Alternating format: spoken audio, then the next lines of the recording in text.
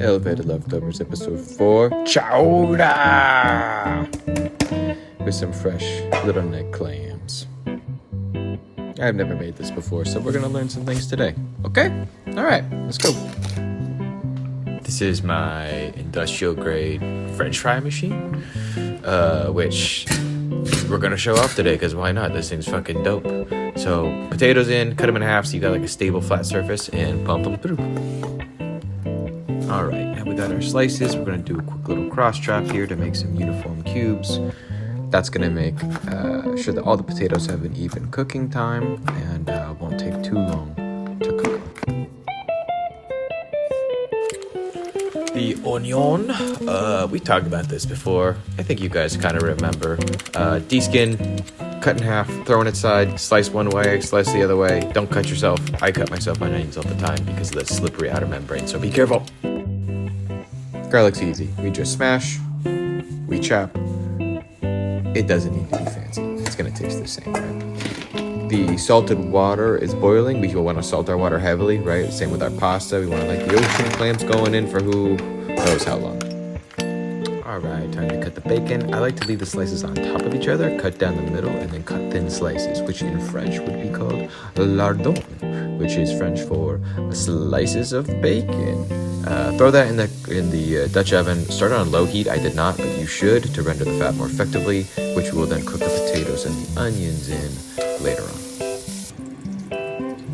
Clams are done, so we're going to pull them in a colander, leave a bowl underneath to catch the drippings. They're all open. They are good, except for this guy. We do not want to eat the clams that do not open up on their own. We don't know what's going on in there, so we're going to chuck that boy and keep moving.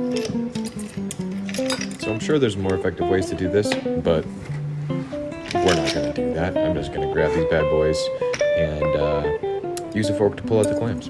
So we're keeping the juice in that bowl. Clams pulled out with a fork. It's pretty easy and self-explanatory. You pop them, drop them down. Bacon's done, pulling it. You remember like what, 2009? Bacon was like the meme. Good God, it was cringy. So we're pulling the bacon, throwing in a paper towel to collect the grease. We want it a little extra crispy because it's going into a soup. We're going to cut up the clams real quick, chop. Throw this back into the juice, and then throw the potatoes and onions into the bacon fat. So we got the fond on the bottom of the pan. We want to scrape some of that up, but honestly, when we get the clam juice in there, that's going to help us to release all the fond, which is basically concentrated flavor.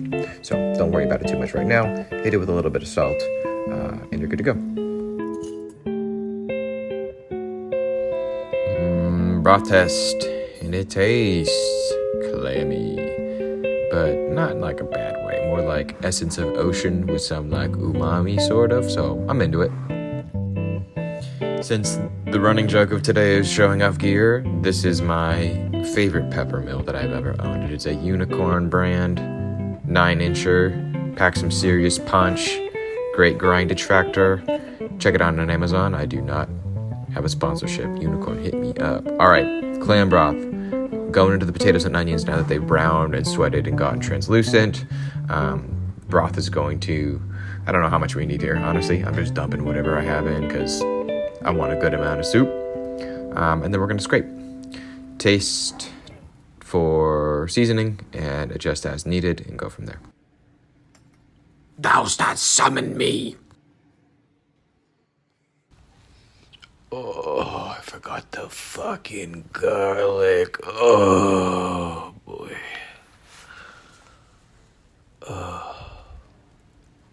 We're throwing it in anyway. Now we're kind of finishing things up, so we're throwing in the cream, hence the chowder, right? We need the cream to make it thick and delicious. Clams have been cooked, so we're adding them back in last just to kind of reheat them with the accumulated juice. And the bacon, not all of it. We're going to save some for toppings, which I will forget to put on the finished product, but nonetheless, we're only going to put in like 3/4 of it, save the rest, and time for plating.